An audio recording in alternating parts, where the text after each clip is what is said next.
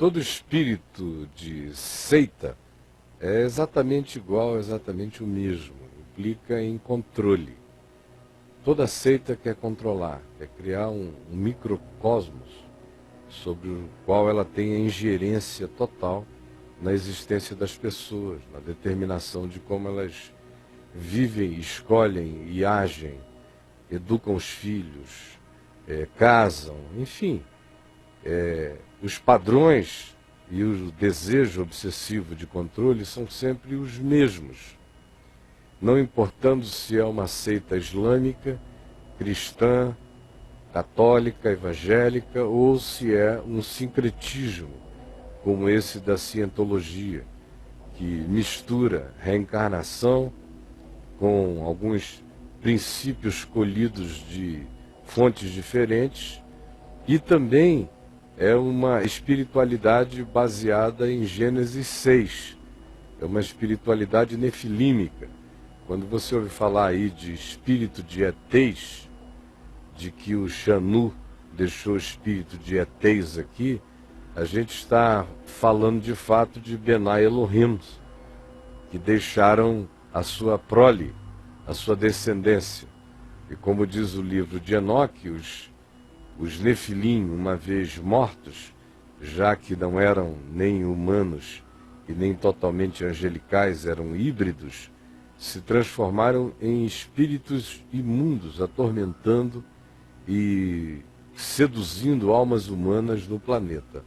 Isso aqui eu digo apenas como informação, porque o que a palavra explícita de Deus nas Escrituras não afirma categoricamente, eu posso ser apenas em relação a essas coisas informativo. Mas a palavra afirma categoricamente em Gênesis 6 dessa mescla. Então todas as vezes que você ouvir falar em ação de ET, entenda isso como ação espiritual decorrente daquela penetração de anjos que deixaram seu estado original, penetraram numa outra dimensão. Como diz Pedro e diz Judas nas suas epístolas, deixaram o seu domicílio original e penetraram aqui, nessa nossa camada dimensional. Então a cientologia tem essa fixação de poder tão grande que ela quer controlar poderosos, quer controlar celebridades. E agora a gente vê mais uma dessas muitas histórias que eu venho acompanhando no curso dos anos.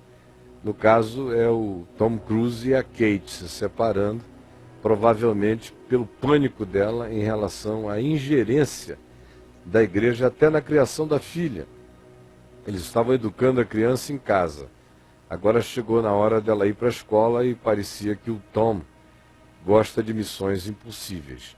Na realidade é isto, ele faz esses filmes ultra avançados, com grande tecnologia, e foi escolher também uma missão impossível como religiosidade, a cientologia, onde tudo é avaliado também por meios pseudo-científicos. E agora imagine uma outra situação dessa seita, você ter que ir a uma sala de entrevista com regularidades marcadas lá por eles, e aí acontece o seguinte nessa sala de entrevistas, você é obrigado a fazer uma catarse, abrir seu coração, contar tudo o que está acontecendo. Só celebridades, entre eles as mulheres, os problemas deles, os vícios deles, as doenças deles, e fica tudo gravadinho, e os caras nem sabem. Depois de um tempo, para você sair é duro, porque se ameaçar sair, o pessoal diz, olha, temos horas e horas e horas de coisas gravadas a seu respeito. E quando é alguém que teve em posições importantes, a perseguição é pesada. Eu já vi várias serem documentadas. Pesada, porque o cara pode vir a público e contar como acontece esse culto de mistérios e de controle, a cientologia. E aí, gente boa, bom dia, tudo bem com vocês? Flávio e Braulio, tudo bom? Bom dia, Caião. Bom dia. Eu me lembrei de alguns comentários do chat que, apesar de algumas diferenças, a cientologia está mais voltada para essa classe artística, mais poderosa, mas esse controle da mente que separa pessoas, que faz com que aquele que não comungue da mesma visão religiosa seja isolado, seja num casamento, seja numa família, ou em qualquer outro tipo de relacionamento. A gente vê isso acontecendo fácil, não só na Scientologia, mas em outros lugares que tem a placa de igreja evangélica, por exemplo, na porta, né? Pode ser na estupidologia, na burricilologia. Exatamente. Tudo. E o quanto, o controle é o mesmo. Chama atenção o quanto a nossa mente, o quanto a nossa alma é vulnerável, é sequestrável, se a pessoa não estiver enraizada na consciência, né, do Evangelho, o quanto ela se deixa levar, e sem perceber a contradição tão clara entre aquele discurso de paz, de iluminação, de transcendência, e aquele controle, aquele sequestro mental que isola o cara do mundo e da vida. Né? Nesse caso aí, eu acho que tem um aspecto adicional, que de fato está presente em todas as seitas, que é vender também para o indivíduo a ideia de que eles estão de posse de uma informação incompartilhável, de que eles têm acesso a um saber que o resto da humanidade não possui. São seres iluminados, especiais, escolhidos. Desde as coisas mais básicas, tipo um G12 da vida. O nosso método ninguém tem. Pode ser estratégia, ou pode ser o conceito, pode ser pseudo-conhecimento, pode ser pseudo-informação, mas eles se caracterizam também como um culto de mistério. Quem está aqui dentro tem e possui o que qualquer outro lá fora que não seja exatamente deste grupo desconhece, não possui e não sabe. Aí celebridades adoram também possuir coisas que ninguém tem, né? Sim. Exclusividade. Exclusividades, é um apelo danado para as celebridades. E aí um chama o outro, já tem lá John Travolta, não sei quem, um monte de gente, o cara vai pro clube.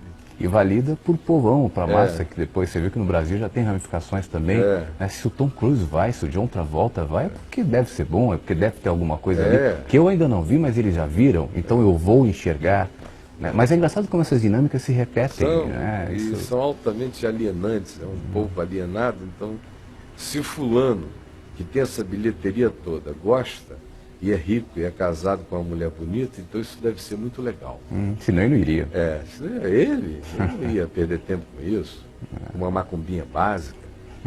Então, deve ser legal. Aí vai um monte de idiotas, 146 países, né, que eles disseram ali, onde essa impinge já se implantou. E aí, Bruno? E o legal é que, com tanta espiritualidade, né, os caras precisam de um aparelhinho. Um aparelhinho para dar choquinho. Espiritualidade desse precisa de tecnologia. Mas essa é a pegada deles, é que eles são diferentes de tudo porque eles são científicos. É a cientologia. E os demais não têm cientificidade, mas eles são científicos. E no Brasil o negócio funciona no tacape mesmo. O cara diz, tu obedece, eu te tasco isso aqui por uma região inferior e empalo você. É pancadologista. É pancadologia, é opressologia. Isso. Assim, do tipo mais básico que o pessoal pratica mesmo. O Caio, tem um chat aqui falando sobre esse assunto, ele fala assim, no caso dos testemunhas de Jeová, eles também não tentam controlar os seus membros, Caio? Todos No tentam. caso aqui. Todas as seitas, e hoje em dia a pergunta é, o que não é seita? O que não é seita? Porque antigamente havia as seitas e havia a igreja como uma expressão social e psicológica não opressiva. Depois, estou falando no início do século XX, e antes disso tudo foi seita. O catolicismo sempre foi uma seita poderosa e que determinava o bem, o mal, a vida, um negócio horrível. O protestantismo teve momentos libertários e teve momentos seita. No início do século XX, por exemplo, neste país, a igreja, que se chamava igreja, em geral era uma coisa que tinha princípios, tinha sua confissão de fé, tinha essas coisas todas, mas não exercia controle na vida das pessoas. Havia uma certa liberdade de ir e de vir, de pensamento. Quem quisesse ficar, ficava. Quem não quisesse, não ficaria. Mais de uns 35 anos para cá, iniciou-se um processo massivo de lavagem cerebral. Então, testemunhas de Jeová, hoje, são mais inocentes nessa parada do que um monte de grupos chamados evangélicos neopentecostais o são, e que são grupos muito mais afrontadores, muito mais controladores, muito mais manipuladores. E tem os grupos menores, nesse miolo evangélico perverso, especialmente com características neopentecostais, que são seitas das mais brutalizantes e controladoras, que dizem tudo, quem você tem que ser, desconstroem seu indivíduo, seu eu. Você vira clone num processo enorme. Então, respondendo a ele, os testemunhas de Jeová também, mas a coisa ficou tão mais grossa que os testemunhos de Jeová, que já foram no passado grandes catequistas e controladores, e muito mais chatos do que controladores, ficaram inocentes perto do controle que a gente assiste como tentativa de domínio de líderes, de grupos fanatizados sobre aquelas ovelhinhas sem cabeça que a eles se entregam. Uma pergunta aqui. Ao longo da história, existe algum momento, ao longo da história, que a igreja, qualquer que seja cristã, teve o seu momento que ela se aproximou do ideal, assim? Houve, com relação sim. à humanidade? Houve muitos momentos históricos que não o pacotão chamado igreja, mas que grupos humanos dentro ou fora do pacotão, obedecendo ao Evangelho, andaram nas pegadas de Jesus. Houve, mas são momentos vagalumes, assim. Às vezes com muitos vagalumes na mesma geração, muitos grupos, muitos movimentos de luz. O pacotão, todavia, desde que ele se tornou um pacote, que foi do imperador Constantino para cá, que o pacote se criou, foi encapsulado e virou um pacotão, criou-se a cristandade. Dali para cá o pacotão é escuridade, controle, é uma seitona. Não teve nada de lá para cá, assim? Dentro e fora houve pessoinhas, antes disso, antes do pacote, uma grande quantidade de expressões de fé coerentes com Jesus, com o Evangelho, com a palavra, outras nem tanto, mas depois da criação do pacotão houve uma corrupção generalizada. Por isso que a história diz que a gente teve 1000 anos de idade das trevas, o que não é uma designação imprópria. Foram 1000 anos de escuridão sobre o domínio total da Igreja Católica em relação às mentes ocidentais. E são sempre movimentos humanos, né, Caio? Nunca movimentos institucionais que se iluminam, mas são movimentos humanos de pessoas reunidas ali e que refletem o brilho de Jesus, e isso acaba refletindo na história, mas não é uma coisa contrária da instituição para a pessoa. Não, né? porque a instituição não tem vida, né? Não tem nenhum exemplo. Instituição não existe. Até porque com Jesus começou com isso, com o movimento Jesus só humano. tratou com gente. Jesus nunca trataria como uma instituição. Instituição não existe. Ela é uma fabricação humana, ela é um conceito, ela é um ídolo conceitual instituído por homens, para controlar homens, em nome de algo que não é, mas que a gente diz que é e que existe. Então, por exemplo, esse conceito de igreja institucional não existe. Essa coisa não existe. Procure a igreja por aí. Ela não existe. Mas os homens criaram, imputam a ela uma existência, e em nome dessa existência, eles controlam os outros. Você está na igreja, você não está na igreja. Você obedece à igreja, você não obedece à igreja. Onde está essa igreja? Em lugar nenhum. Mas fica todo mundo olhando um para o outro e dizendo a igreja, como se esse ente existisse em algum lugar. Eu vou à igreja.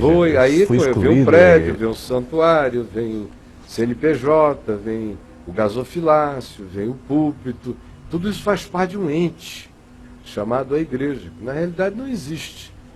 Existem indivíduos que cultuam esse ente conceitual, esse ídolo conceitual. Agora, Deus nunca se relacionou com instituições. Deus só habita com o quebrantado e o contrito de coração. Isso aqui é a radicalidade absoluta da palavra de Deus e do Evangelho. E nesses há expressão de graça todos os dias, né? Hã? E nesses há expressão da graça todos os dias.